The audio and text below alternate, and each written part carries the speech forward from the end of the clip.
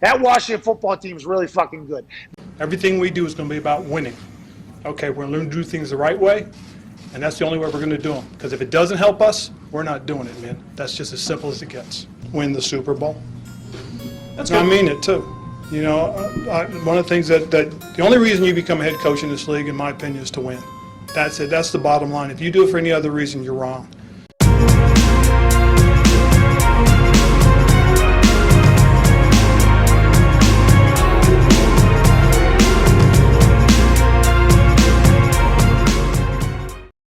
Ho, ho, ho, Washington football fans.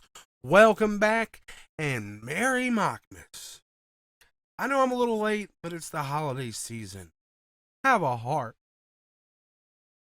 I wanted to get away from the doom and the gloom of the regular season and do something a little fun for the holidays. There's 12 days of Christmas, or so the song says, but for Mockmas you get a 13-pick mock draft for Washington football team instead. From me to you, dripping with holiday cheer and hopes for a brighter future for the team we all love. I know the holiday season is more about giving than receiving, but before I get into it, if you could, hit that like and subscribe button down below. Maybe share this out. Growing the channel would be the best Mockmas gift I could ever ask for. Also, you're really going to want to be subscribed to catch my future position ranking and projections for the 2022 draft coming soon. They aren't, going to be the boring, run-of-the-mill, all-around consensus type rankings, because this is a Washington football team channel, and my rankings aren't just about the most talent or potential, but more importantly, who I think are the best fits for our team, scheme, usage type, order of importance. So make sure, you're looking out for that. But anyway, let's get this mock rolling. Starting at pick 10 for now. Before it's all said and done, we could end up as high as 8. But let's think happy thoughts and see where this thing takes me.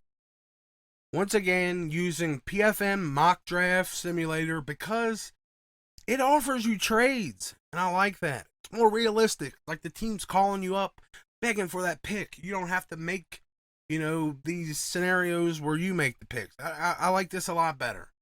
So here we go. Starting out, pick 10. Cal Hamilton? No. Ike Ekwonu? No. Kenny Pickett? All gone. But the Saints are on the old line. They want our pick 10 and our 2023 fourth for 14 and 45, which is a very early second round pick.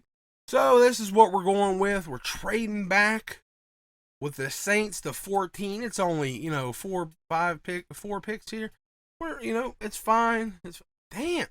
Daxton Hill, gone. The Kobe Dean, gone. Kenyon Green went in those few picks. What?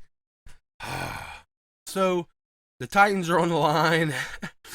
And the Titans want 14. And they're willing to give us a big bundle.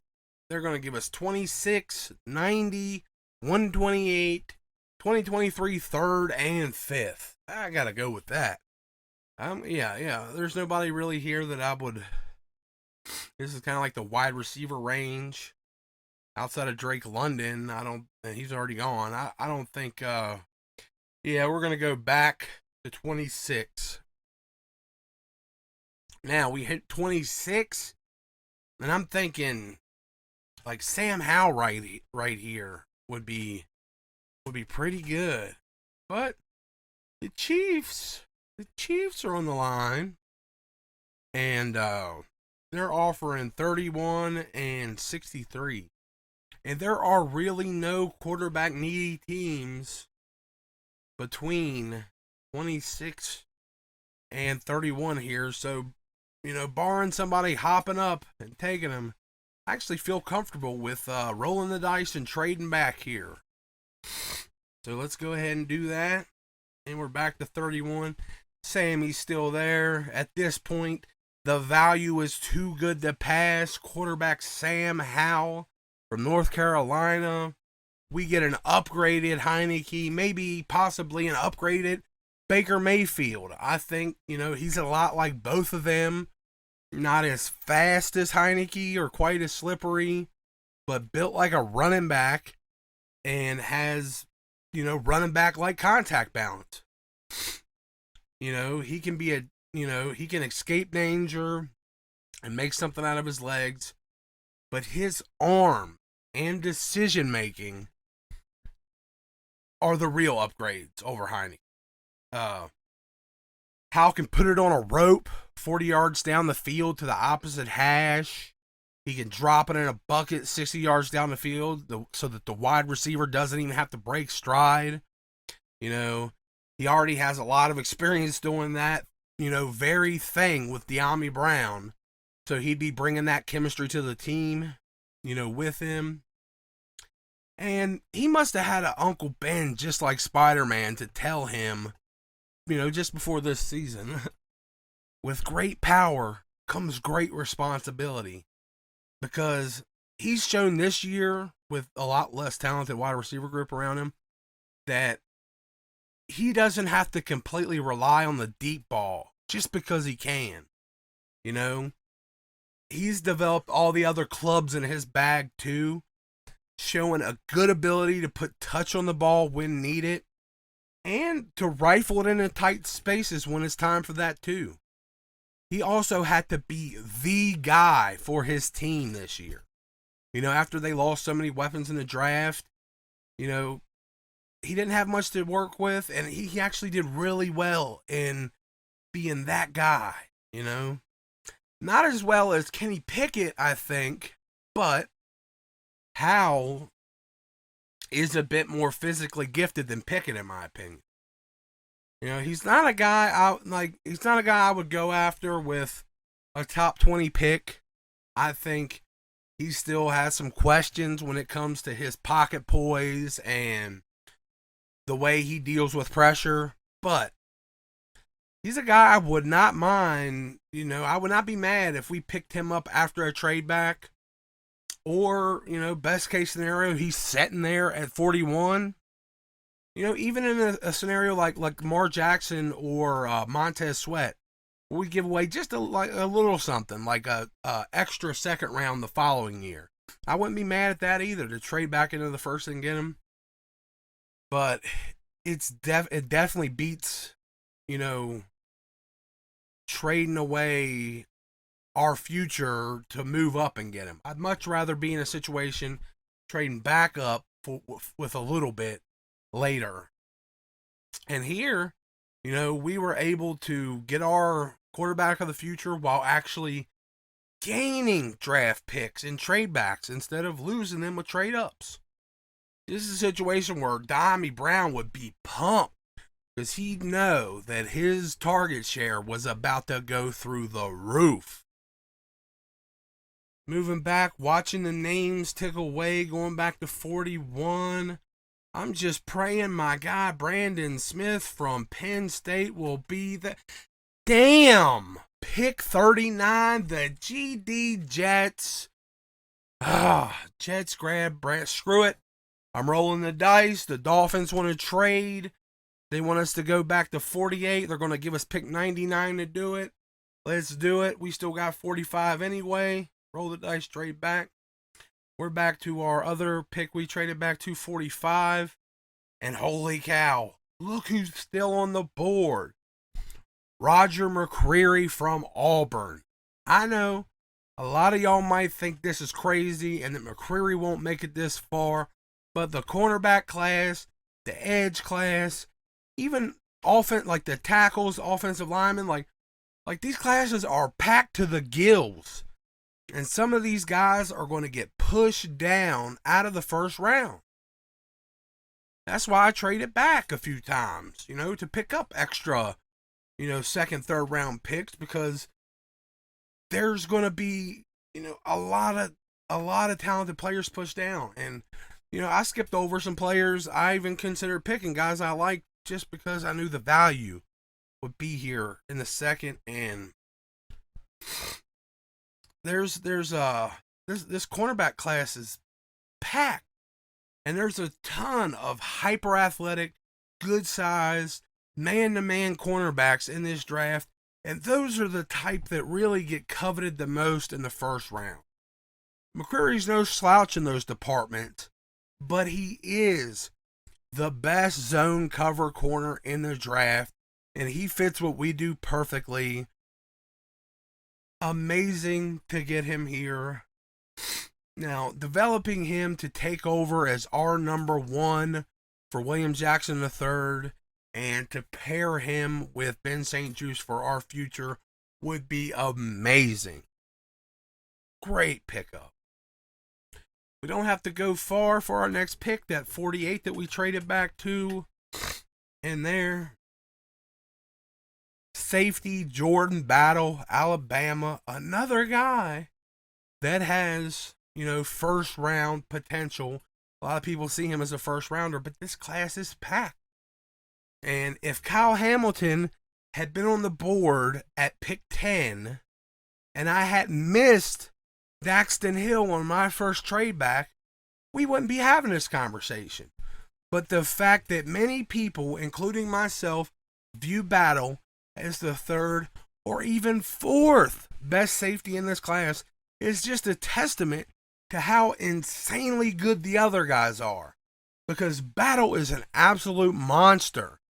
At 6'1", 210, he's one of the best there is, no matter where you put him. In the slot, the box, single high, two high, anywhere. This guy would be the best safety in most drafts. I think, like last year, like Trevon Moehrig was considered the best. I think this guy's better than him.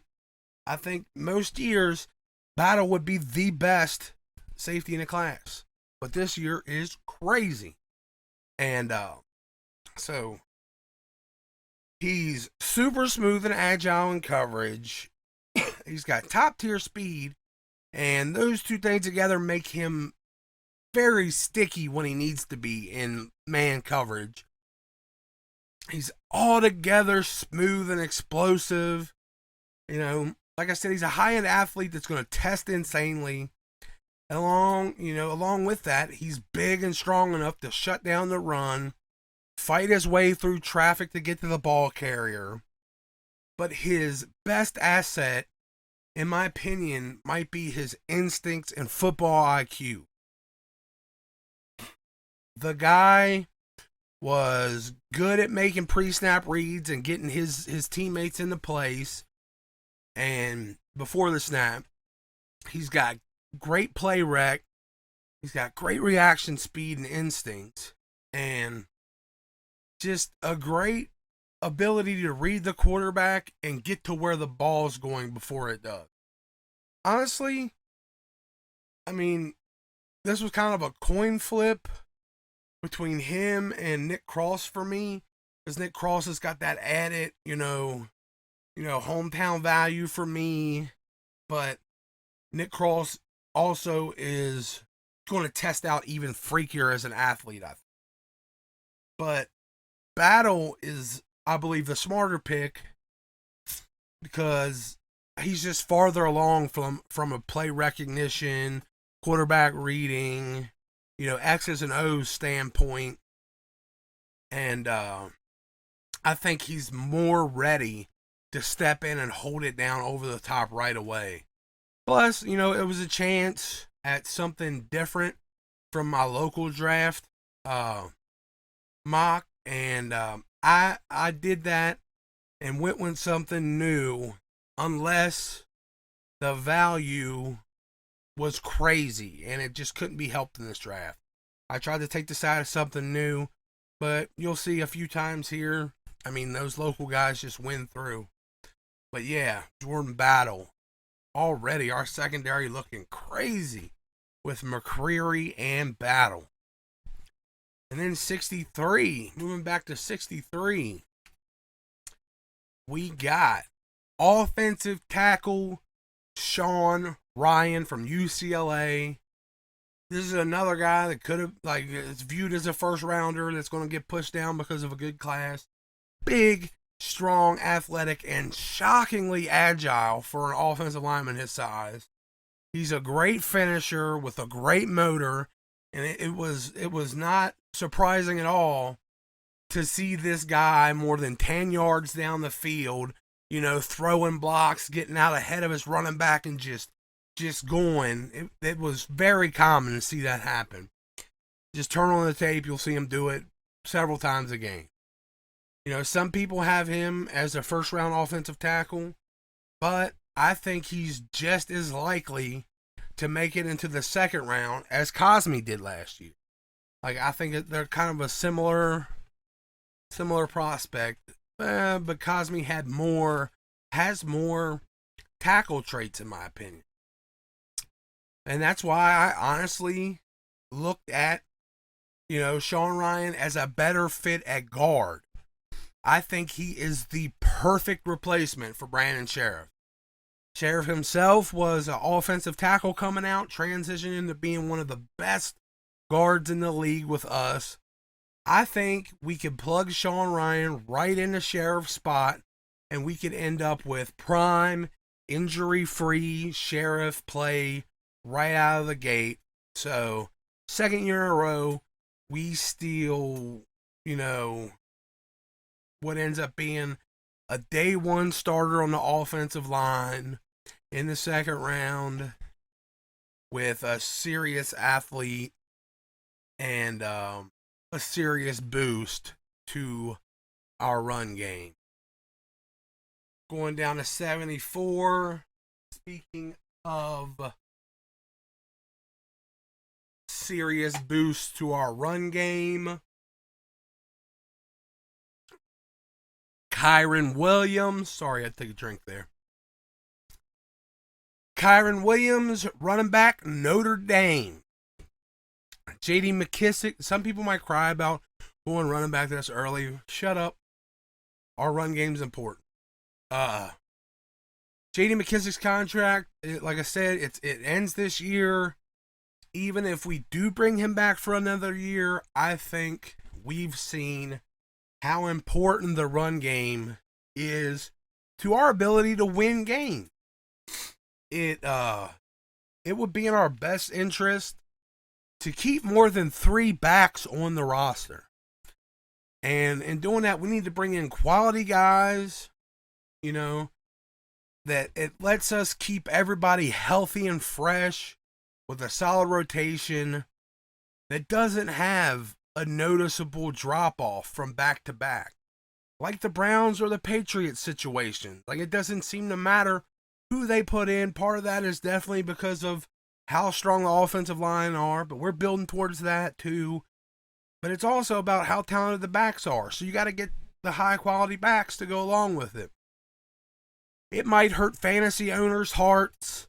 It might cost us some Pro Bowl nods. But it will more than make up for it with actual wins. The first piece to beef up this running back room, Kyren Williams, is possibly the best receiving back in college. He's got great speed, agility. He's got that sizzle and shake to do big damage after the catch. And on top of that, he's a dynamic rusher too. He's got insane burst, great speed, good contact balance along with power, and a nasty stiff arm well above his size.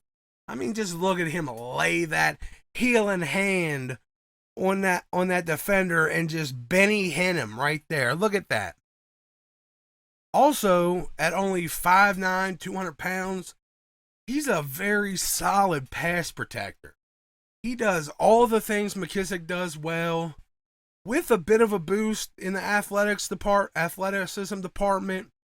And I think he'd make a perfect protege or a replacement for McKissick. Kyren Williams, Notre Dame. Moving on to pick 90. Bow. Offensive tackle, Rasheed Walker for Penn State. This is another one of my guys from my local prospect mock draft. Him being from Waldorf, Maryland. Too good a value to pass up here. I think I took him in the first or the second. And that he was, his stock was considerably higher then. And he came into this season widely viewed as a first round talent based on, raw athletic ability, great physical traits, and his previous play. But he had a pretty inconsistent season, and along with other players rising, caused him to drop down boards considerably. And that's great for us, especially with our ability to develop, offensive line talent the way we do. Having a guy with such an already great base could easily be developed into a top tier lineman. I think the plan next year is to move Cosme to the left side anyway. For some reason, people are viewing Cosme like he's just going to be a right tackle for the rest of his career, and that's just dumb. I think we just use this season as a way to get him acclimated to the speed of the NFL. A guy that athletic and that with those physical traits is not meant to be a right tackle. I'm sorry. And with how good he's shown to be right out the gates, I think Cosme will be moving over, and that's going to leave the right side wide open for Walker to step right in and get his feet wet the same way. While he had an inconsistent year this year, he still had flashes that showed he had all the tools of an elite, NFL tackle, left or right. In Penn State's game against Michigan, a team with two likely first-round edge rushers and, physical beast, David Ajabo's, all that speed and length that teams are going to covet in the draft. And then probable first overall pick, Aiden Hutchinson. I mean, outside of an early game stumble, like a literal stumble where it seemed like Walker tripped over something, and that led to Aiden getting a pressure on quarterback Sean Clifford. Outside of that, and then a late game complete coverage sack. Sean Clifford held onto the ball what seemed to be 10 seconds, and it just gave Aiden time to work away and push Walker back into Clifford's lap, where Aiden reached around and got him. I mean, the same thing would have happened to any tackle in that scenario. No one expects an eternal stalemate from offensive linemen. That's just ridiculous. So that was a pure coverage sack. Outside of those two plays, Walker held them both off. Didn't matter which one of them they put in front of him, and he even manhandled those guys a few times. There's a few times where he snatched Aiden Hutchinson up and just walked him back. He showed elite ability as a tackle. And if he can show that against guys that look like they're destined to be day one elite NFL pass rushers, then I think our coaches can make him elite at the position and get that consistency out of him that we need. And that would just be a great steal here. Moving down to 108. Here we go again. Another guy from my local mock. Cornerback Jermaine Waller from Virginia Tech. Like I said, sometimes the talent just cannot be avoided. The value. He had some very elite play at Virginia Tech. He even balled out and made teams regret throwing his way to avoid Caleb Farley in 2019. And in doing that, he forced the highest He had the highest forced incompletion rate in all of college football, and he just has everything you want in a cornerback: length, physicality, speed, quickness, agility, fluidity, instincts, and some beautiful ball skill. He started out this season on fire through the first 4 games, looking like a for sure first round lock. And he just kind of dropped off. And he kind of looked a little rough for the rest of the season. And with everybody else just taking off and burning it up out there, it's dropped him considerably down a lot of boards. In week 5, I would have said you were crazy to think that you could get Jermaine Waller in the 4th. But I think, the depth of the class, the depth of other positions, and with his drop off, I think it all just did us a huge favor. And I think we might actually be able to we might have a shot to grab a guy like this late day 2, early day 3. And if we do, he still has all those elite traits and would be the steal of the draft anywhere in the 3rd or later. And he could be Ron's next Josh Norman late round elite cornerback gem. Definitely. But yeah, Jermaine Waller at 108, you got to take him. Not moving back very far to 111. I had to pass on a few of my favorite linebacker prospects or miss them in trade backs. But here, got to go with linebacker Owen Papo from Auburn. Luckily, this class is deep with players that, at the very least, have tremendous athleticism, and they just need a bit of development. And the former 5-star recruit Papo is definitely in that category. He started since his true freshman year, so he's nowhere near as raw as Jamin Davis. He's not as big either, but every bit the same freak athlete. He's pretty much an exact physical clone of Nakobe Dean, who will probably be the first linebacker off the board this year. Papo actually being a pound heavier and an inch taller. But otherwise, same exact physical, speedy, physical freak. What separates them is the upstairs.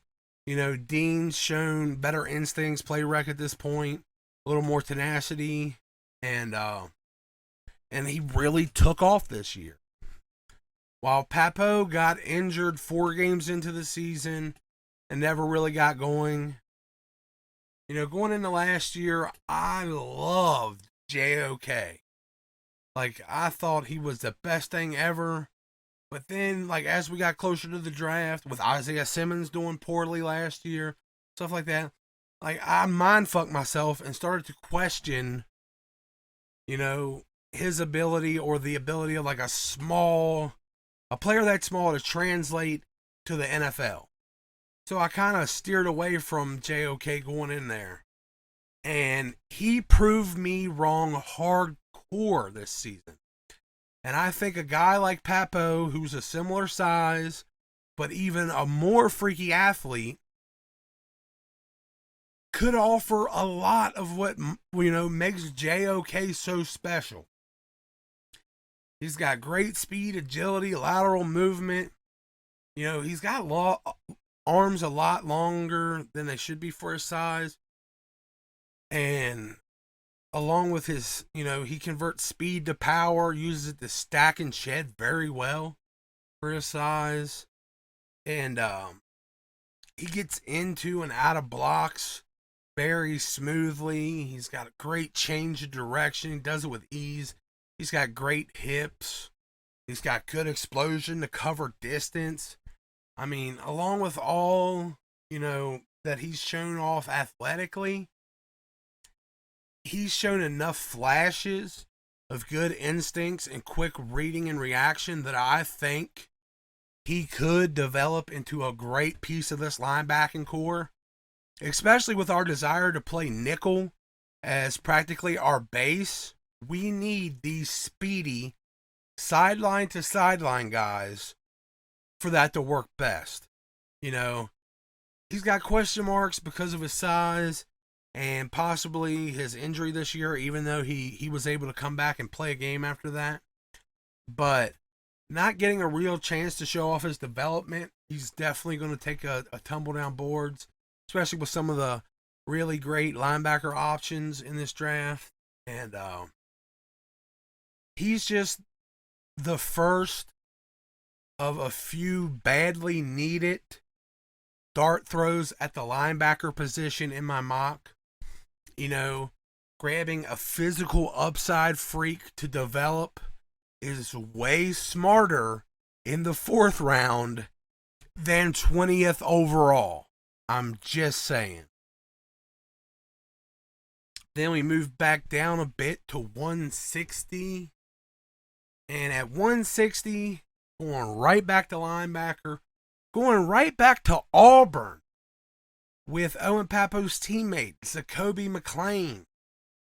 You know, following up McCreary and Papo, all teammates, giving us that Alabama State defense mullet.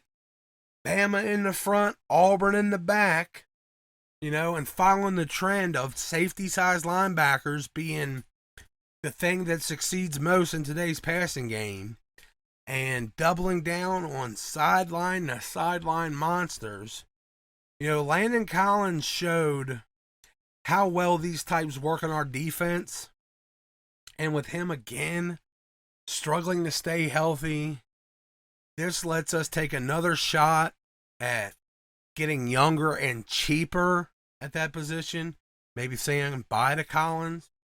And McClain might be a little smaller than Papo, and it remains to be seen, you know, if he'll test as well.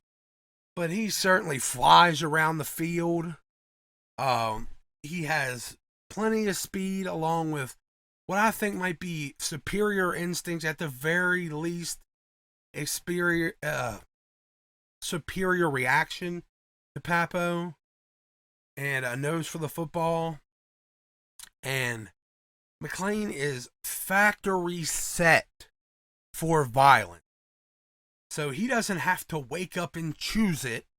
This guy was set from the factory on violence. And he's a tackling machine that explodes through gaps. He doesn't let his size affect his run stopping ability at all. And like I said, we need help at linebacker. Thank goodness Mayo, Norris, and Kanazik, their contracts all end with the season. So we can bring in some talent that might, you know, actually fit the defense and actually take some snaps there. Like, these guys might actually take some linebacker snaps. But McClain and Papo, even if they aren't taking linebacker snaps, they have the motors and the speed to absolutely run shit on special teams. Stealing Ron Rivera's heart and making Hair Supply, as I like to call that linebacker group, completely obsolete. So yeah, Dart 2. Then down to 182. Next up we got running back Hassan Haskins from Michigan. Just like I said with the earlier pick of Kyren Williams, the running game is crucial to our success. And I've mentioned in other videos about how the Patriots, Titans, Colts, along with us, have been able to take advantage of other teams in the run game. You know, the NFL being a passing league, teams have moved away from traditional run-stopping linebackers, and it's hard for the modern type to stop the run consistently. It's not big and strong enough. And I said we need to get deeper at the running back position, and outside of, you know, the shifty receiving backs like Williams. We need a powerful, physical, high-effort punisher out there. And Haskins is that dude. 6'1", 225. He's got the mass to put behind that paw when he unleashes a massive stiff arm. And he's just a freaky explosive athlete to boost. He was recruited and spent his first season as a linebacker. And this traitor is just what we need to zip past enemy lines and smash his former linebacker brethren right in the mouth. He's still got a willingness for contact from his linebacker days, along with great contact balance, drive, and explosion. With his plus effort on every play. And he's got the speed to get big yards after running a guy over. He's just the perfect addition to a group and would really give us a whole new layer. I mean, this dude's just a beast. Kind of guy we could put out there the first half and just let him brutalize and tenderize the opposing linebackers and anybody who's trying to tackle this guy. So in the second half, Antonio Gibson could just come out and he's a good tackle breaker anyway. He could just come out and dance to these guys when they don't want to tackle no more. Because Haskins has done beat him up. So, yeah. He's just a beast. Great pick here at 182. Only got to go 2 picks for our next pick. And here, I almost took another running back here. Tyler Beatty from Mizzou was sitting here. And I was like, let's, help beef up the running back room even more. He's a near carbon copy of Kyron Williams in every way. He's got that speed, receiving, explosiveness, sizzle and shake, possibly even better contact balance, but just lacks a little bit in the pass protection. I mean, he's definitely a guy I would look at, late if we missed out on Williams. And like I mentioned earlier, I'm going to have my series on positional rankings coming out. So definitely keep your eye out on that, where I'm going to talk about, some of these guys that I think, we could look at later in the draft. Like, it's just going to list off the type of guys that fit the team, where we're going to be able to get them, stuff like that. You know how positional rankings work and projections. So, on from that, talking about him. Now, let's talk about the actual pick, and that is cornerback / nickel Jaquan McMillan from East Carolina. Now, I've stacked up a few positions so far, and people might argue against doing, that with devalued positions like linebacker and running back. But it's hard to argue against solid cornerback depth, especially for a guy that fills a completely different role. I mean, one we are in need of badly, and as we move forward and play more and more nickel, one we need even more. We need a boost there, and with his high potential as a nickel corner, and the nickel corner position might be valued even less than linebacker at this point. I don't know, but we end up with who I think is the pick of the litter as far as nickel prospects go in this draft. J-Mac, Jaquan McMillan, Jim Thorpe, semifinalist, elite PFF grade for at least half this season, I know. Track athlete. I mean, McMillan is firmly in the perfect nickelback mold at 5'10", 185. that mold, though, is one that's caused even the best of them, like Desmond King, to go into the 5th round before being drafted. Or his contemporaries, some of the best nickelbacks we've seen in the NFL, Ryan Poole, Nickel Roby-Coleman, even Mike Hilton, they all went undrafted because of, their size and stuff like that. Questions because of that. J-Mac has all the same size concerns that caused, all of them to drop. And on top of that, he's from ECU too. So that's not doing him any favors. And, but it's hard to look past his game along with his insane production in pass defense and still question his skill. 16 pass breakups, 5 interceptions for a total of 21 passes defended. Those are crazy dominant numbers. And along with that, he still managed to get 56 tackles and a forced fumble. He's got great instincts. He's got an insane motor, speed. Like I said, he's a track athlete. He's got insane burst. He's got great football IQ that always, brings him near the ball. And his size still doesn't stop him from coming downhill on anyone coming out of the backfield or in the flats, anywhere down there.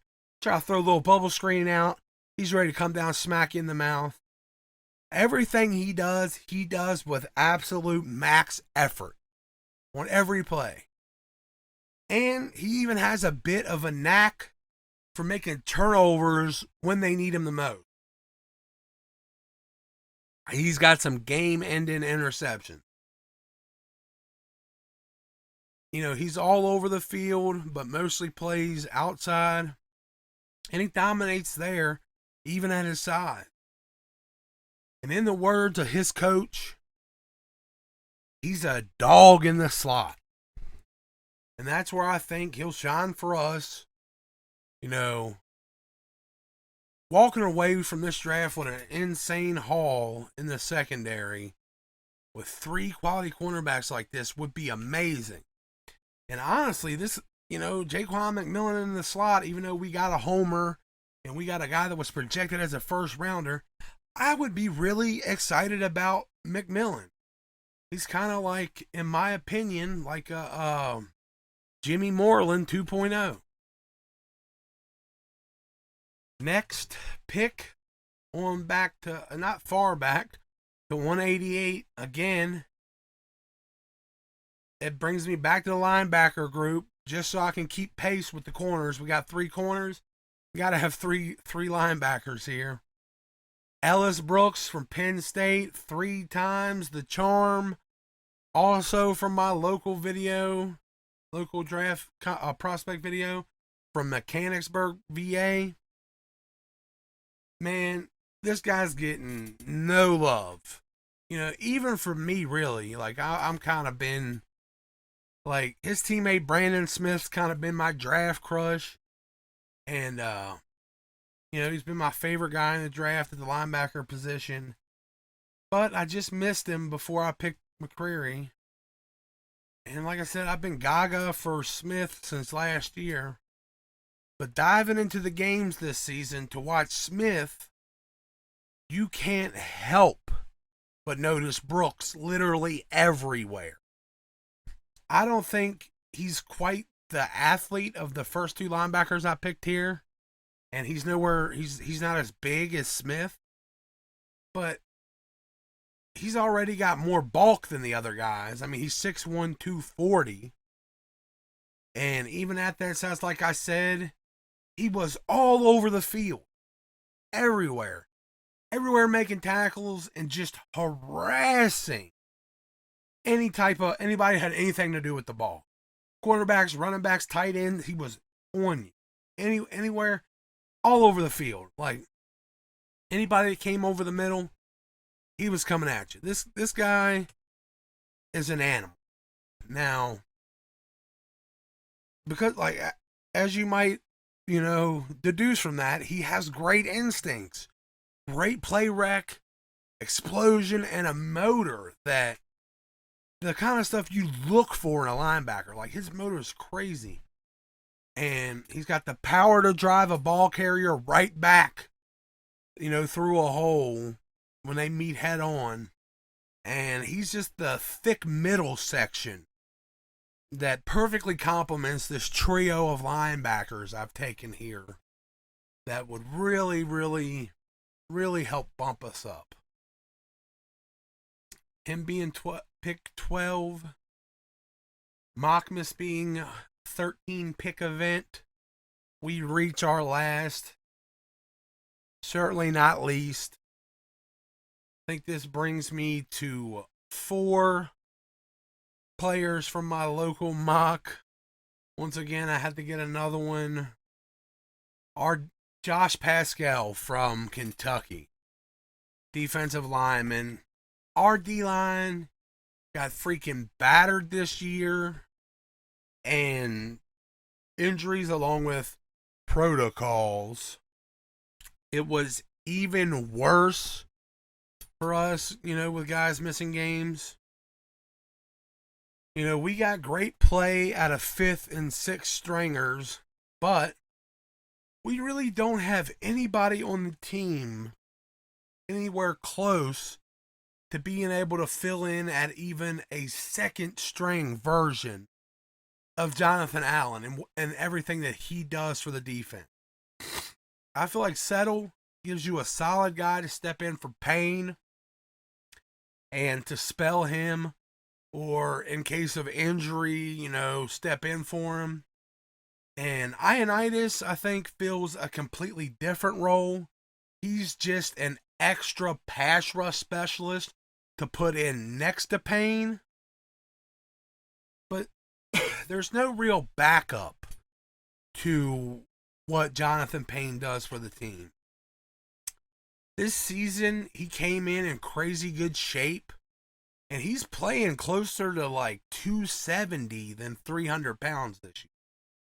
And you aren't going to find many guys that fit Allen's mold or play at this level, but Pascal at least fits that mold. And he has a combination of a lot of the same tools. He's playing as an edge rusher at Kentucky at 6'3", 275.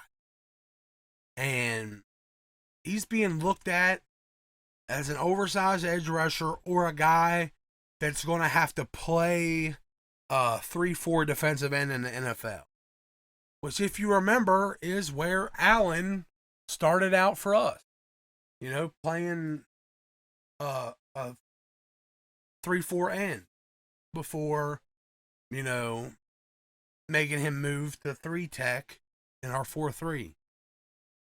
And he's ultimately dominated there this year after trimming back down to more his size coming out of college. This is the kind of, it's all projection when it comes to Pascal. But I think, he really has all the tools to give us a perfect piece to spell Allen and even fill in if he gets hurt. Not every pick has to be a star or a starter, even though I think that we could definitely have what Settle is for Penn here with him for Allen. Settle being a starter level backup, I think that's what Pascal could be. And we're all excited to have Settle on the team. Pascal could be the same thing. We could know that if anything happened to Jonathan Allen, we're still going to have a dude behind him that would start on, 88% of other teams.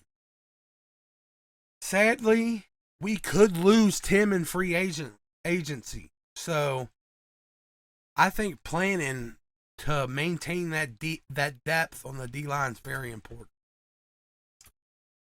So there it is. Well, that's the mock. That would be a serious team-changing draft. even with nearly half the picks being a combination of low value positions like running back and linebacker. I know 4 of them were for my local mock, but I just went with the value when it was there. And I really think we would be looking to pick up, we should be looking to pick up as many second, third round picks as possible. There's a lot of talent that's going to get pushed down from excessive talent in the higher value positions. And with us having so many contracts ending, we should use this, as a chance to fill the roster out with as many of these, day 2 guys as we can. Unless, something too good to pass on like Kyle Hamilton is available for our first pick, But if that's not the case, definitely trade back, try to pick up some picks. But let's take a look at this draft again. So we end up with a pretty decent shot at improving the quarterback position with Sam Howell, who looked like, he was going to fight for the top QB spot in this draft before this season. And, he's still got a lot of that potential. So we take our shot at getting the franchise guy. Then we get an absolute perfect fit of an elite first-round quality cornerback sliding in the second. Roger McCreary, most amazing outcome possible with the amount of talent we picked up by trading back, stacking, second rounders. We end up with another first round talent. And then we likely solve our free safety problem in a big way here with, like I said, a safety that would normally be the best safety in a class by a decent margin if it was a normal draft that didn't have these crazy freaks in it and Jordan Battle. And like I said, we get... Oh, knocked my mic over. Sorry about that. We get an Alabama safety first for once. Instead of, getting hand-me-downs like Collins and Haha, we get the guy first. So, and I think he's a lot better than those guys coming out. Then we get to wave goodbye to Sheriff with confidence while picking up a plug-and-play replacement, that would actually provide a good boost to the run game with Sean Ryan. We get a top-tier, all-around speedy running back with tremendous receiving potential, solid pass protector, to help shoulder the load in case, the possible leaving of McKissick with Kyron Williams. We get a high-end left tackle caliber athlete to plug into the right side for the next 8 years or more. That would also, that's also a local guy. Basically, Morgan Moses' final form in Rasheed Walker.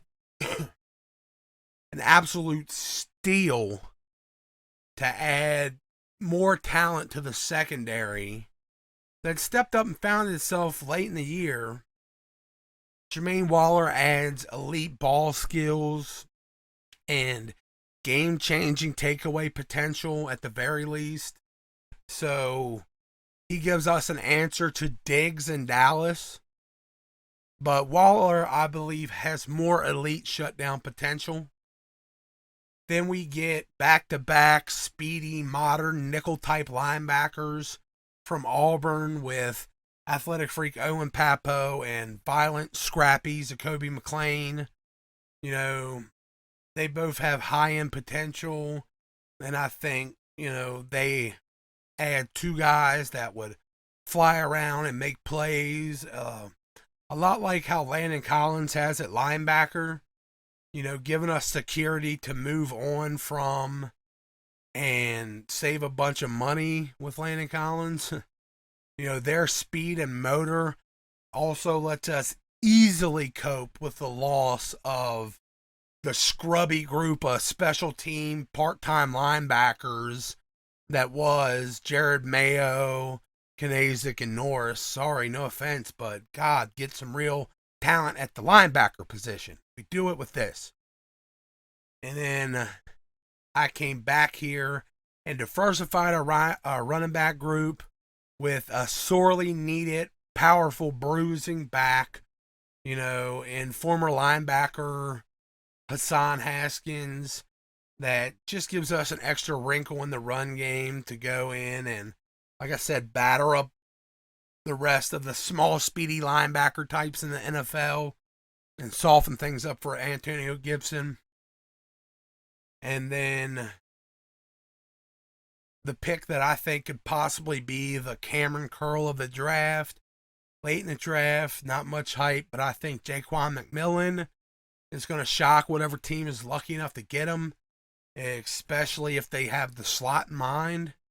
I mean, being under 6 foot, it's almost a given.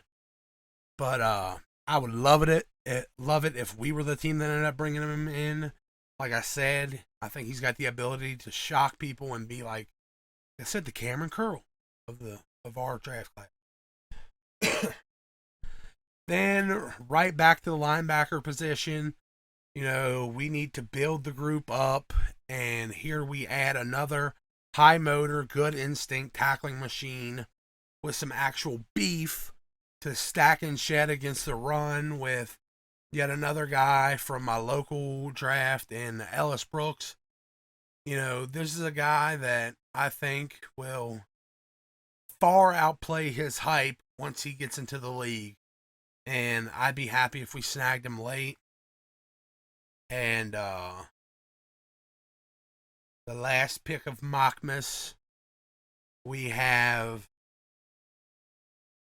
fourth and final crossover from the local prospect mock from PG County. 275-pound edge rusher, Josh Pascal, who gives us, more solid depth at the D-line and could possibly be moved into that 3-tech Jonathan Allen type role in a pinch. Just a great value. But there it is, everybody. Please hit that like, hit that subscribe. Merry Christmas, Happy Holidays, Merry Mockmas, and keep your eye out. Hit that subscribe so you can catch my prospect positional rankings and projection videos coming out soon. Going to go position by position. I'll probably give my top 15, I think. I think I'm working on the running back group and the linebacker group kind of at the same time. Not sure which one's going to come out first. Also pretty far ahead in the wide receiver group as well. So we'll just see which one gets finished first. It's going to be in the next couple days, but yeah, hit the like, comment, subscribe. I love you guys. If you watched this far, peace.